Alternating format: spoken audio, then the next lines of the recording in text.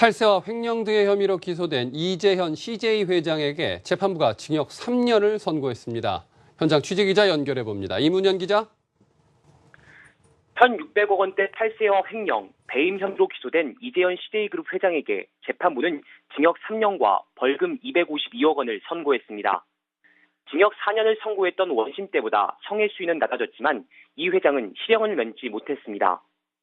재판부는 이 회장의 조세 포탈과 배임 혐의에 대해서 유죄를 인정했습니다. 재판부는 이 회장이 오랜 기간 동안 조직적인 방법으로 탈세를 한 점은 국가의 조세 질서와 국민의 납세 의식에 악영향을 끼칠 수 있다고 설명했습니다. 또 회장으로서의 영향력을 이용해 임직원들이 개인 자산을 관리하게 한 것과 자산을 불리기 위해 해외 계열사를 이용한 것에 대해서는 엄중한 책임을 물어야 한다고 강조했습니다. 횡령 혐의에 대해서는 이 회장이 비자금을 조성한 것 자체만으로는 횡령으로 볼 수 없다며 대부분 무죄를 선고했습니다. 재판부는 이 회장의 건강 상태를 고려해 법정 구속은 하지 않았습니다. 함께 구속된 신동기 CJ글로벌 부사장과 성영준 제1제당 부사장도 탈세 등의 혐의로 집행유예를 선고받았습니다. 이에 대해 CJ 측은 실형은 사형 선고와 마찬가지라며 상고심을 준비하겠다고 밝혔습니다. 지금까지 서울고등법원에서 한국경제TV 이문현입니다. 네, 이번 재판 결과 CJ그룹에 미칠 영향 적지 않을 것은 불보듯 뻔한 얘기입니다. 좀 더 자세히 짚어봅니다. 산업팀의 권영훈 기자 자리에 함께했습니다. 권 기자, 자, 네. 오늘 법원의 판단 어떻게 보는 게 맞나요? 한마디로 정리하면은 예상 밖의 결과 이렇게 얘기할 수가 있겠는데요. 네. 앞서 그 화면에서도 보셨듯이 이재현 회장의 건강 상태가 매우 안 좋은 점을 들어서 집행유예 가능성이 높이 점쳐졌기 때문입니다. 법원은 이재현 회장의 항소심에서 징역 3년의 실형과 벌금 252억 원을 선고했는데요. 1심보다 형량이 1년 줄었지만 실형을 선고받은 만큼 CJ그룹은 큰 충격에 빠졌습니다. CJ 측 변호인단은 이번 재판부 판결에 유감을 표하면서 즉각 상고하겠다고 밝혔습니다. CJ 경영진과 임직원들 역시 예상치 못한 결과에 당혹감을 감추지 못하고 있습니다.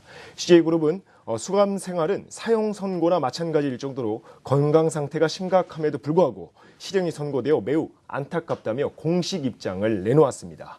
또 경영 공백 장기화로 인해 사업 및 투자 차질도 불가피할 것이라며 상고심을 통해 다시 한번 법리적 판단을 구하겠다고 밝혔습니다.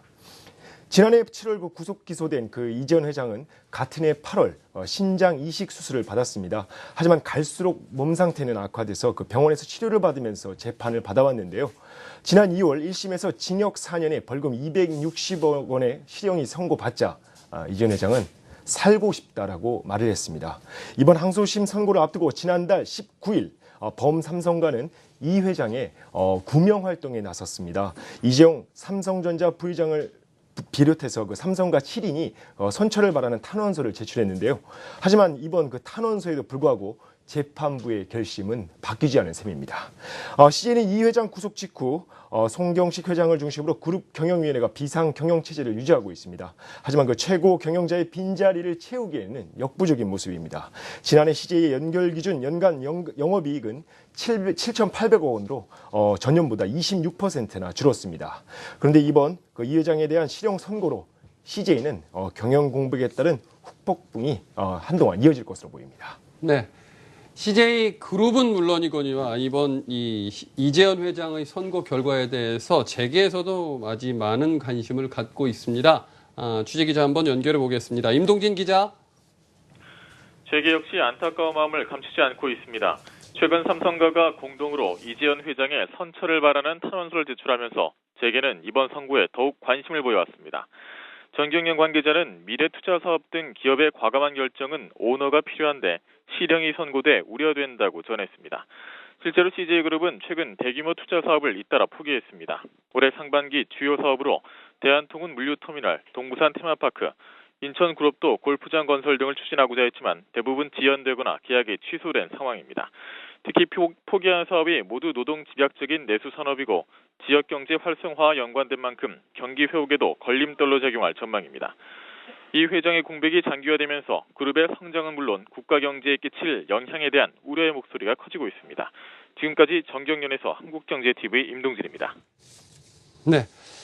자, 뭐 재계에서도 우려를 표명했는데 최고 경영자가 자리에 없는 그룹들도 이번 재판에 굉장히 촉각을 곤두세우고 결과를 지켜봤었죠. 네, 맞습니다. 그 SK그룹이 뭐 대표적인 케이스라고 할 수 네. 있겠는데요.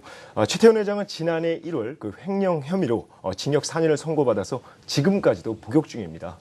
1년 8개월째 수감 생활을 하고 있는데요. 대기업 회장 가운데 최장기 기록입니다. 최 회장의 부재는 SK이노베이션 등 그 계열사 실적 악화로 이어졌습니다. 또 그 스펙스 추구 협의회가 경영 전반을 챙기고 있지만 대규모 투자는 사실상 올스톱된 상황입니다. 따라서 SK그룹은 CJ 이재현 회장의 선고 결과를 예의주시해 왔는데요. 감형 여부에 따라 최 회장의 특별 사면이나 가석방 가능성도 기대해 볼 수 있기 때문입니다.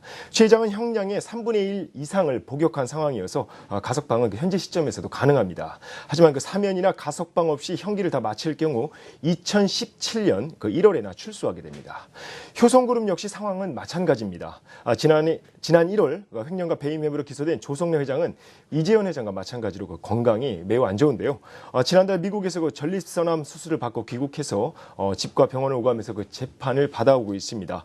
때문에 그 효성은 이재현 회장에 대한 법원의 판단을 남일 같지 않게 지켜봐온 게 사실입니다.